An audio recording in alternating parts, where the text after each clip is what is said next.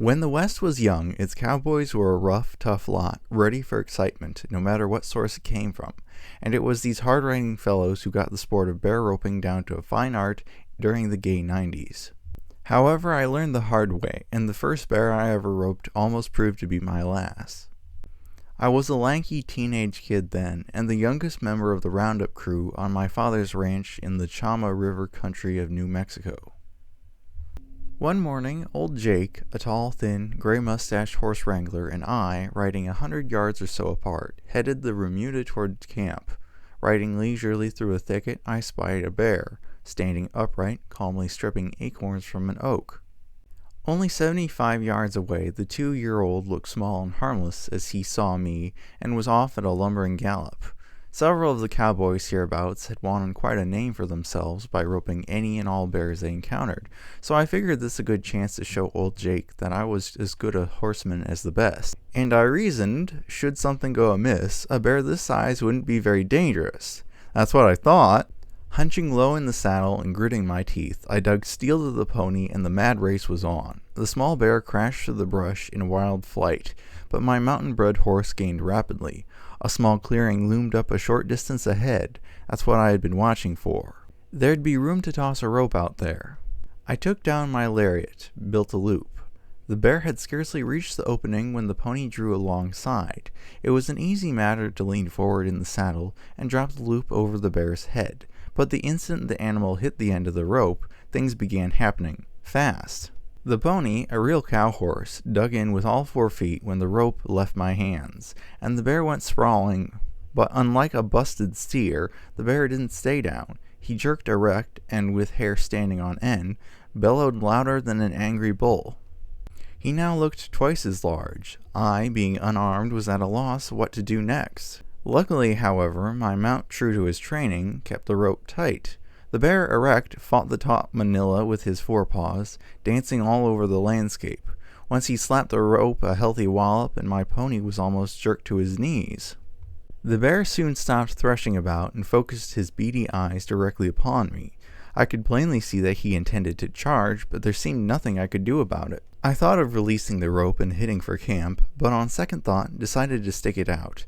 Come what may, life wouldn't be worth living if the crew learned I had gotten cold feet after roping a bear. Suddenly the dreaded moment came. The infuriated animal charged, not slow and cumbersome as a fellow would imagine, but fast and full of fight. The nimbleness of the pony was all that saved the day for the both of us. As I sat, frozen in my saddle, the horse jumped aside, escaping the slashing paws by inches.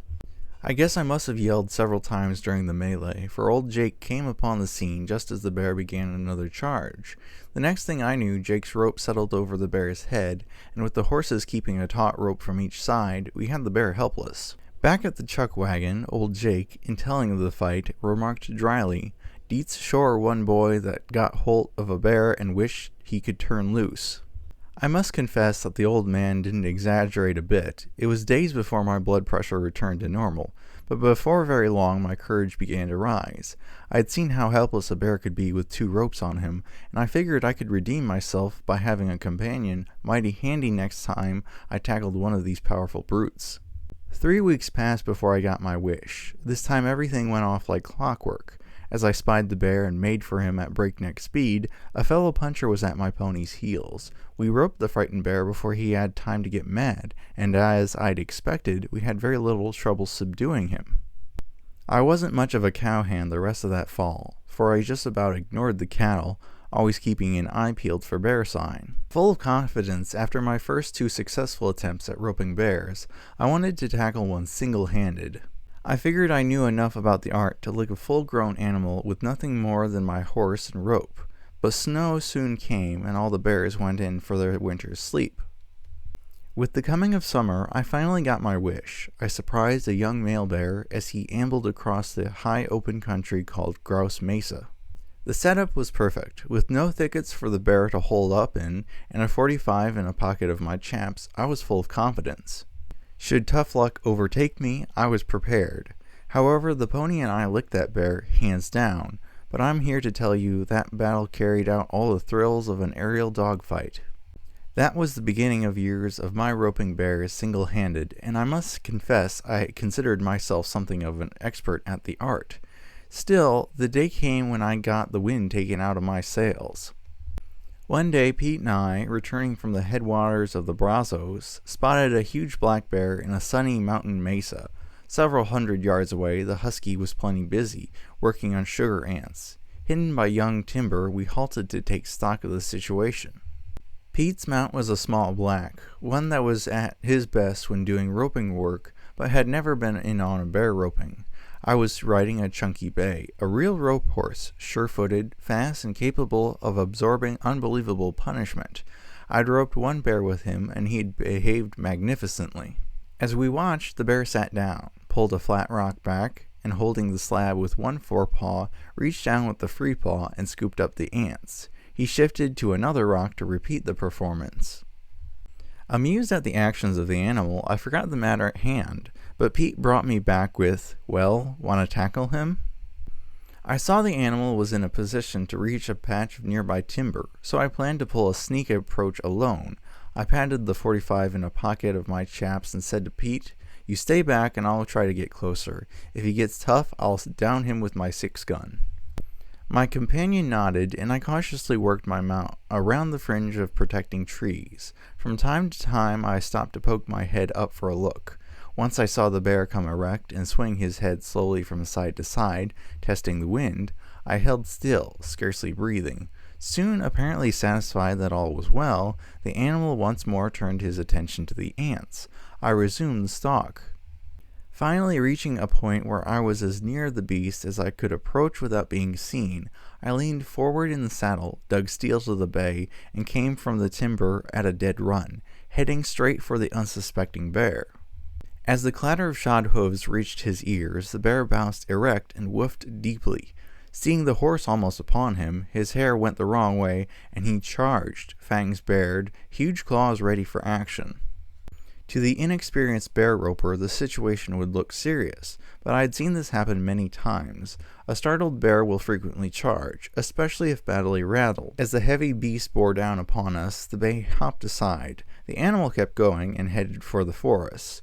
Ready for just this moment, I dropped the loop nearly over his head. The pony whirled about, planted his feet firmly. Hitting the end of that rope, the 400-pound bear did a perfect cartwheel, landed heavily on his side, and lay still.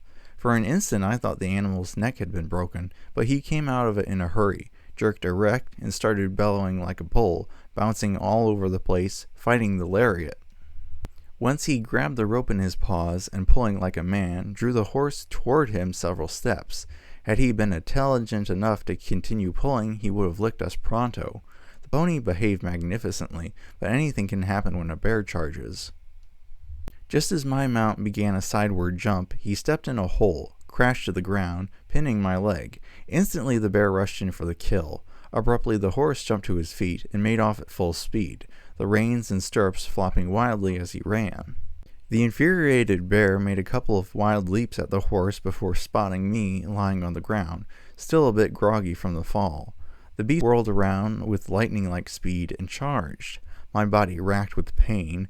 I knew I couldn't avoid the onrushing animal, so I struggled with the flap to the pocket of my chaps, striving to clear the .45. Like a man in a horrible nightmare, I worked furiously with numbed fingers. Perhaps it was but a matter of a split second, but I distinctly remember that a determined will to live came over me, and I jerked the button out from the flap, flashed the revolver muzzle up, and fired point blank at the huge target charging at me. The huge bulk faltered, righted itself, then fell sprawling but a few feet away.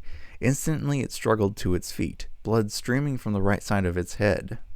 Realizing that the animal was merely stunned, I knew my peril. A mortally wounded bear can easily kill a man at close quarters, and this fellow was almost upon me. Struggling to bring the wavering muzzle in line with the spot between those piggish eyes, a hit that spells death for the largest of bears, I gritted my teeth and pulled the trigger. The gun roared, and once more the bear stumbled and fell. This time he was so near I could have reached out and touched his shaggy hair.